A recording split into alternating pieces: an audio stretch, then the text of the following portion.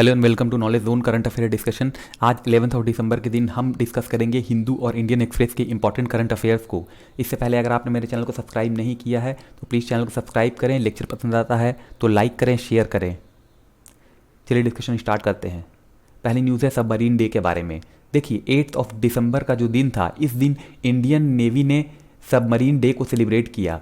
तो इस दिन इंडियन नेवी में लातविया, जिसकी कैपिटल है रीगा, वहाँ पर जा कर के जो इंडियन नेवी है उसकी प्रतीक को यहाँ पर फहराया आईएनएस कालवरी के ऊपर। तो ये पहली अपनी तरह की सबमरीन बन गई है जिसने इस तरह का टास्क परफॉर्म किया है।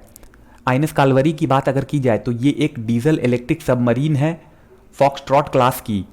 देखिए ये लातविया जो कंट्री है जिसकी कैपिटल रीगा है, तो ये पहले यूएसएसआर की पार्ट थी। तो बाद में ये जब यूएसएसआर का विखंडन हुआ, टूटा, तो उसके बाद ये अलग अलग कंट्रीज में ये कन्वर्ट हो गए। तो कालवरी की अगर बात की जाए तो ये मलयालम नेम होता है टाइगर शार्क का, जो कि इंडियन ओशन की प्रेडेटर मानी जाती है। कालवरी की डी कमीशन जो है वो 1996 में की गई थी। इससे पहले इसने इंडियन नेवी के अंदर 29 ईयर्स तक अपनी सर्विस प्रोवाइड की है। अब कुछ इंपॉर्टेंट इन्फॉर्मेशन है आईएनएस कालवरी के बारे में, वो जान लेते हैं। अभी जो प्रेजेंट कालवरी क्लास सबमरीन है इंडियन नेवी में, उसके बारे में जानते हैं। देखिए इंडियन नेवी ने यहाँ पर सेवरल सबमरीन को इंडक्ट किया है कालवरी क्लास के अंदर में।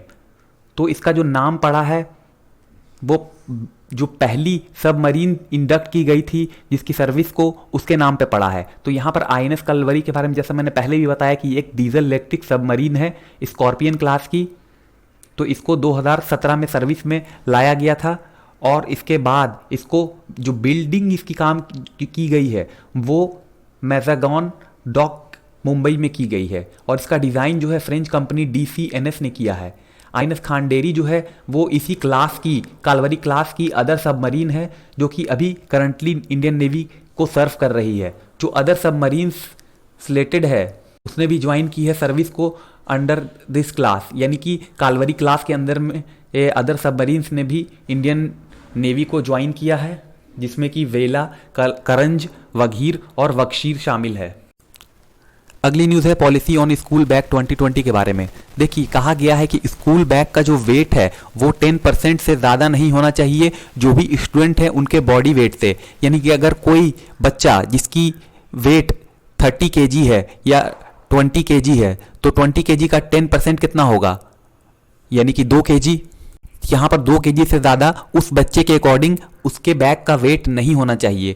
और इसके अलावा जो भी बच्चे क्लास 2 तक पढ़ते हैं, यानी कि जो भी KG 1 से आखिरी जो कहा जाए क्लास 2, तो वहाँ तक के बच्चों के लिए कोई भी होमवर्क नहीं होना चाहिए। और ये जो पहले वाला रूल था जो कि 10% बॉडी वेट वाला, वो क्लास 1 से 10 तक सभी के लिए अप्लाई होगा कि उनकी जो बैग है उसकी वेट जो है 10% बॉडी वेट से ज़्यादा नहीं होनी चाहिए।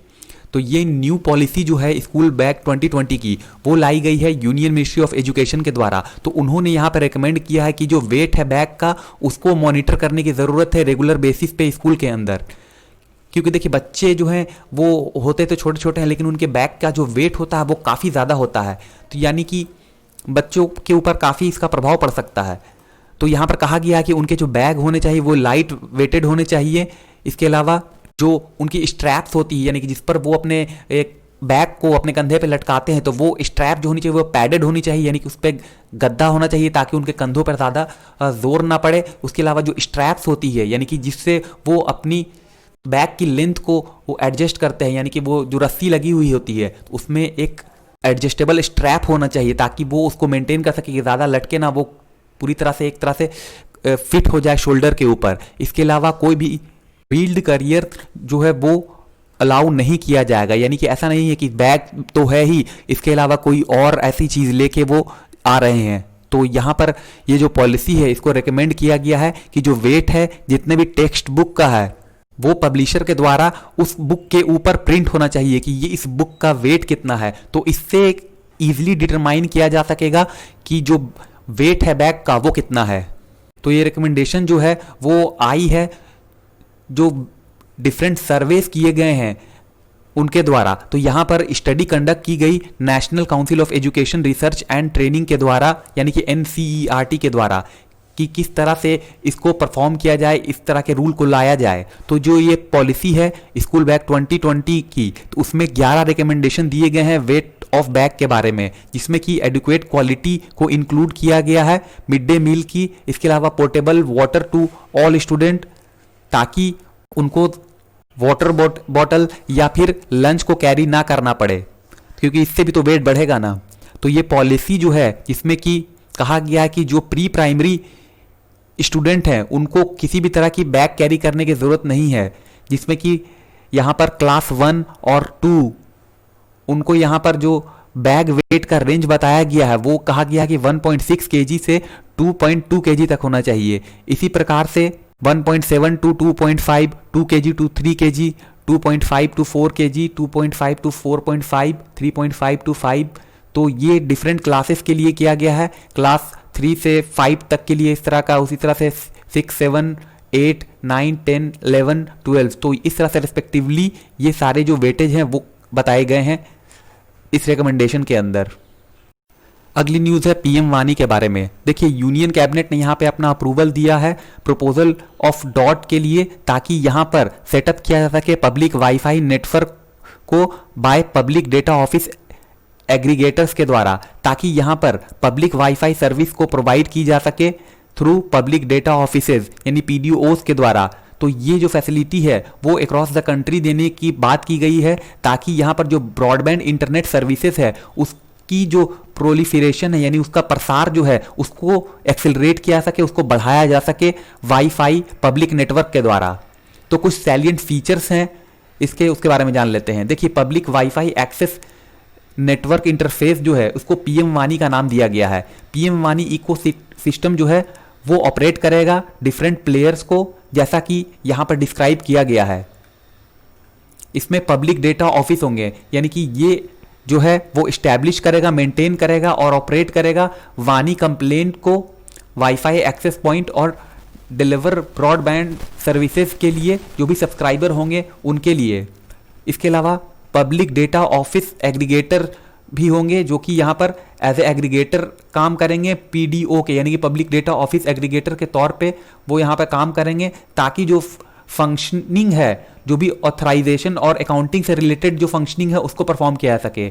इसके अलावा ऐप प्रोवाइडर जो होंगे वो यहाँ पर ऐप को डेवलप करेंगे और जो भी यूजर्स होंगे उनको रजिस्टर करेंगे और वानी कंप्लेन को डिस्कवर करेंगे वाईफाई हॉटस्पॉट जो है उनके एरिया में, नियर बाई एरिया में, तो उसको यहाँ पर सेम टाइम में डिस्प्ले करना और जो एक्सेस है इंटरनेट सर्विस का ऐप के अंदर तो उसको प्रोवाइड करेंगे। इसके अलावा सेंट्रल रजिस्ट्री भी होगी जो यहाँ पर मेंटेन करेगी जो भी ऐप प्रोवाइडर की डिटेल है। इसके अलावा पब्लिक डेटा ऑफिस एग्रीगेटर्स की डिटेल और पीडीओस की, यानी कि पब्लिक डेटा ऑफिस की डिटेल को यहाँ पर मेंटेन करेंगे, ताकि यहाँ पर सेंट्रल रजिस्ट्री सिस्टम को एक तरह से मेंटेन किया जाए सी डॉट के अंदर। इसके अलावा पीडीओएज को यहाँ पर और जो भी ऐप प्रोवाइडर हैं उनको किसी भी तरह की रजिस्ट्रेशन कराने की ज़रूरत नहीं होगी। इनको जो रजिस्ट्रेशन है वो डॉट के द्वारा प्रोवाइड की जाएगी ऑनलाइन रजिस्ट्रेशन पोर्टल के थ्रू।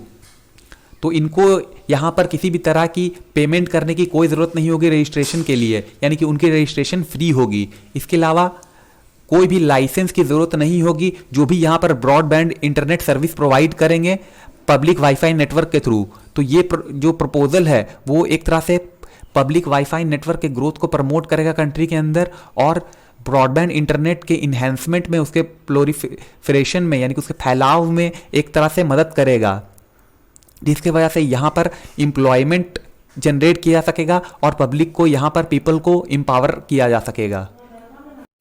अगली न्यूज़ है मार्गरेट कैनन के बारे में। देखिए छोटी सी न्यूज़ है। मार्गरेट कैनन जिनकी उम्र 90 ईयर्स है, वो ब्रिटेन की रहने वाली हैं। तो यहाँ पर वो पहली पर्सन बनी है वर्ल्ड की जिन्होंने फाइजर कोविड-19 वैक्सीन को रिसीव किया है, यानी कि उनको इस वैक्सीन का डोज दिया गया है।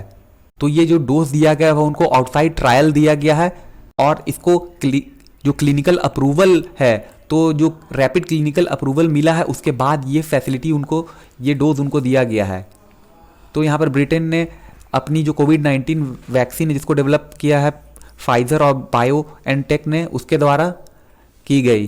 तो यहाँ पर होप करते हैं कि ये जो अभी पैंडेमिक का सिचुएशन चल रहा है यहाँ पर, ये एक पॉजिटिव रिजल्ट लेके आए। तो ये थी आज की सारी news. Thank you very much for discussion.